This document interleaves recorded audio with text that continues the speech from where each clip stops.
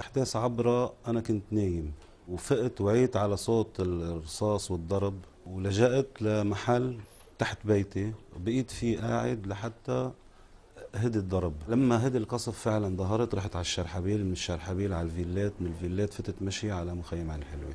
وانا ما شاركت ابدا بمعركة عبرة، لا اوسط على الجيش ولا حملت سلاح ولا شاركت بهذه المعركة، وكل العالم بتعرف والجيش بيعرف. بعد معركة الثلاثة اللي صارت بين سرايا الحزب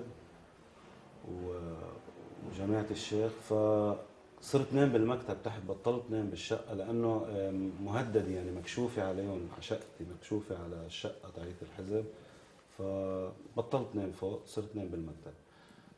فقت على صوت قذايف ومعركة، بتعرف شو، مش عارف شيء، وفايق من النوم يعني مصدوم اللي عم بيصير، مش عارف شو عم بيصير اصلا، ما عارف شو المشكله، مع مين المشكله، شو صاير.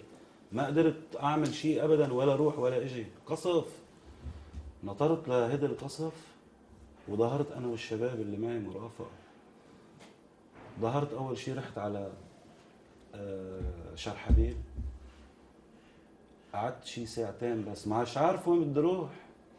ومن بعدها فت على المخيم. قبل ما اظهر، كل العالم يعني المتقرب القراب مني ومن الشيخ كانوا يعرفوا انه انا على خلاف انا وياه، وما بنحكي مع بعض. وبهيدا الوقت كان في كان طالب مني الشيخ احمد انه اظهر من المنطقه انا والشباب اللي معي، بس انا ما اقدر اتركهم لانه مطلوبين زي ما ذكرت لك لمخابرات الجيش، برقيه منقوله لانهم حاملين سلاح تاليف عصابه مسلحه والنيل من هيبه الدوله. فكيف بدي اترك هول الناس انا واظهر وسافر؟ كان في بوقتها خلاف كتير قوي انا والشيخ الاسير، وصار في تنسيق مع بعض ضباط بالمخابرات الجيش، ما بدي اذكر مين هن، وتم على اتفاق انه هول الشباب بنخلص لهم ملفهم مقابل تسليم سلاح اللي معك، بضل معك السلاح الفردي. وافقت انا على هذا الموضوع، وحطيت الشيخ احمد الاسير بالصوره، وقال لي تمام، وسلم السلاح وتراك المنطقه وظهر انت والشباب. بهيدي الفتره تسارعت الامور، وانا هون ما كنت بحكي انا وياه، وصارت المعركه. لما فقت من النوم وشي تقريبا 4 5 ساعات لحتى قدرت اظهر، لقيته قاعد بالملجأ الشيخ احمد الاسير. شو الحديث يلي صار بينك وبين الشيخ أحمد الأسير قبل ما تفل من معركة عبرة؟ ما صار حديث اكثر ما انه شيخ، قلت له انا ظاهر، يعني انا رايح انا والشباب. قال لي مش عارفين شو بدنا نعمل. قلت له انه لازم تفل، يعني شو قاعد عم تعمل؟ قاعد بالملجأ ما عم يعمل شيء.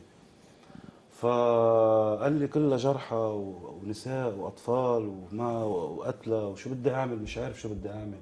قلت له ما في الا يعني تظهر، شو بدك تعمل يعني؟ تضلك هون لتموت يعني؟ قال لي انا بدي ضلني قاعد بالمسجد لحتى يقتلوني، ليصفوني. شو بتقول لشهداء الجيش يلي قتلوا بعبرة؟ وشو بتقول لأهالي شهداء الجيش ولا جرحى الجيش اللبناني؟ بقول لاهالي شهداء الجيش الله يرحم شهداء الجيش، ويرحم الشهداء اللي عنا كمان، لانه في طرف ثالث افترى على اثنين. وانا ما خصني بمعركه عبره، انا اصلا ما دخلني بمعركه عبره. شرحت لك انا كنت نايم وما شاركت بمعركه عبره ابدا، ولا الي دخل فيها، لا شاركت بسلاح ولا حرضت ضد الجيش، عشان يفهم كل العالم تعرف انه بكره ما يقولوا لك انه ايه انت ما شاركت بس ولكن انت حرضت. عرفت كيف؟ لا بحياتي حرضت على الجيش، ولا بحياتي حملت سلاح ضد الجيش. انا لا قتلت جيش ولا حملت سلاح ضد الجيش ولا قوصت على الجيش، ولا عندي نية اوص على الجيش، لا هلا ولا بعدين. بدي مسؤول بالدولة اللبنانية يفرجيني اثبات انه فضل شاكر خي ارهابي ومجرم قتل الجيش. بديش عملاء تقعد تقول عني انا ارهابي ولا انا، يتفضلوا يجيبوا اثبات وبراهين انه فضل شاكر قتل الجيش. وانا مستعد ساعتها شو بدهم تحت امرهم. في كاميرات فوق، يفرجونا الكاميرات اللي كانت فوق عند الاسير يا خيي، يفرجونا وين انا حملت سلاح وقتلت الجيش. انا بدي سلم حالي لقاضي تابع لربنا عز وجل. اذا في واحد يطلع يقول لي انا يا خيي تعال سلمني حالك، انا تابع لله عز وجل وبسلمه حالي، وهذا يحكم بالعدل.